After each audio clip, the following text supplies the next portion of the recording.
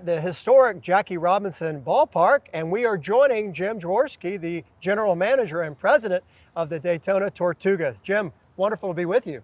Thanks for coming out. Oh, well, thank you for having us. Get to see the ballpark and see what you're up to. I know you've got some renovations you're doing and modernizing the facility.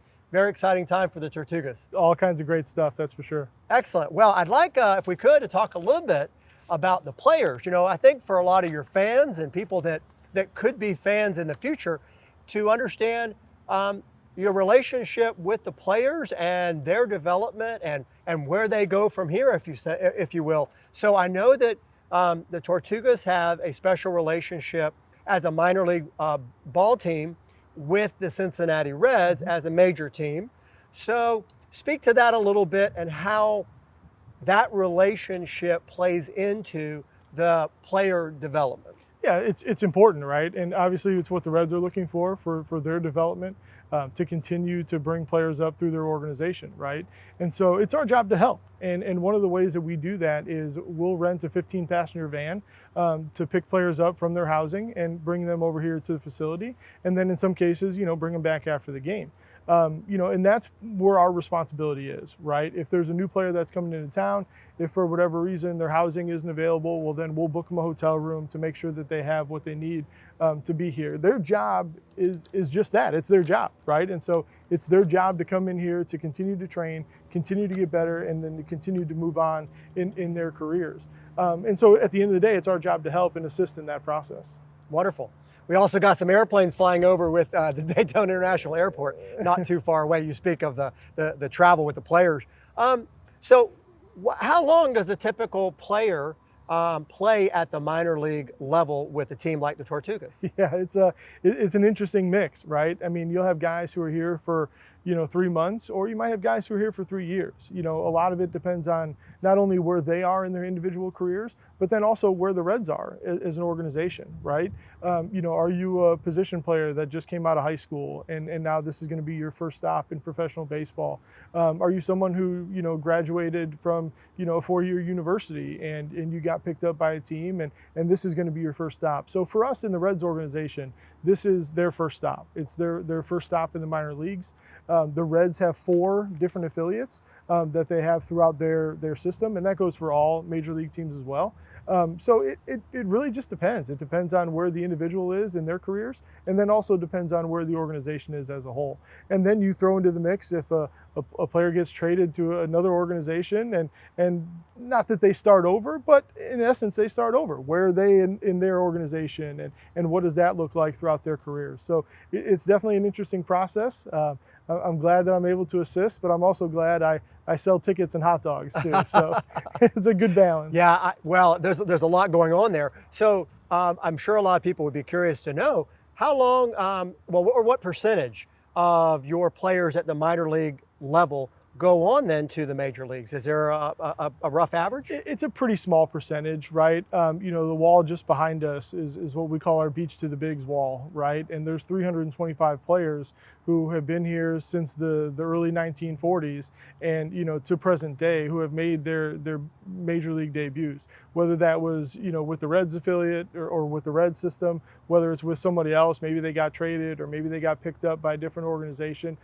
So at the end of the day, that percentage is still pretty small, right? So you look at the college pool, and then the minor league pool is smaller than that, right? And then you look at the major league pool, which is just smaller, right? So, you have your Major League Baseball teams, and you have 40 men who are on the roster, and each Major League affiliate has 4 different minor league affiliates. So, the percentages are pretty small, but, it just depends on where they are in their journeys and where they are in their careers. And the same thing, how can they help a big league team moving forward? Yeah, very good. So then for the ones that are quote unquote picked up, that's a big deal. And so there can be signing bonuses, there can be compensation. Can you give us a little bit of peek inside that world? Because I can imagine for a relatively young player, these are not 50-year-olds. These are, men in their 20s, right? Yeah. Primarily. Sometimes younger. Yeah, and sometimes younger. That is a potentially life-changing event. So what happens with that? I mean, this is could be a big deal. What are some of the financial implications? So it's part of the development, right? And next thing you know, you're 18 years old, you get drafted pretty high, into Major League Baseball, and now all of a sudden, you have a little bit more money than what you did before, right? And so, it's about having that support system. It's about the part of the Reds and their development, which is very much a part of that, is to be able to have those conversations, to be able to make sure that they're set up moving forward, right? That's a large part of what our coaching staff does, right? Okay. It's not so much how fast you're throwing or how hard you're hitting, but it's also just the different things that are in life, right? Keep your head on straight. And continuing to grow, continuing to become an adult, right? For some of the guys, especially who get drafted out of high school, well, it's no different than going to college, and it's your first time maybe away from home, and now you have to do laundry. Like, what does that look like, right? And so I use that as an example because it's all part of it, and part of their maturing, part of their continuing to develop, not only on the field, but then also off the field as well. Not to mention when you deal with finances and what that looks like. And as much as it would be appealing to buy the latest and greatest new car, right? Is that maybe the smartest thing to do? And what do you continue to do to continue to move forward? Yeah. Well, I imagine with some of the players, you've seen situations where it was too much. It was too much of an adjustment, or the found money, that windfall, so to speak, too disruptive, maybe also some poor influences or bad influences on them. Sure. So between you and the Cincinnati Reds, you work together to try to keep them on track and give them the support they need. Absolutely. Yeah. And, the Reds, they have coaches that are dedicated to that, right? And, a lot of the performance type coaches and things that they need to look for, things that they need to be aware of. And that's a large part of that process, for sure. That's good. How about beyond just the raw talent that these young men have, which, I tried, like a lot of kids, playing a little baseball. I'm like, wow, how they do that. It's just amazing. So beyond the talent, though, talk about some of the personal qualities that makes these gentlemen successful. I would imagine number one is buying into the fact that, hey, look, this is an established program and they know what they're doing. And so can you speak to that a little? Well, again, talking about the numbers of players, right, and what that process looks like. For a lot of these guys, they went from being the best of the best, no questions asked, right? And now they're getting into a situation where everyone else on that team some humbling. Was the best of the best, Yeah. no questions asked, right? And so I think that's part of that process. That's part of the maturing process.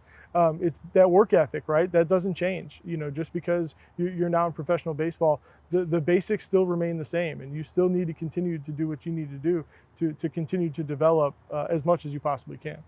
Excellent. So how often do you see then somebody get picked up to go to Major League? We've had recently, this past season, I think we had 5 or 6 guys who were with us very recently and make their Major League debuts up in Cincinnati.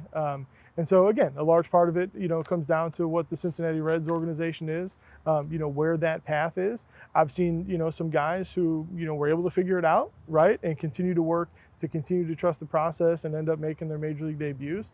And then other guys who you thought, yeah, that's a no-brainer, that's an absolute no-brainer. And it doesn't continue, it doesn't move forward, right? Okay.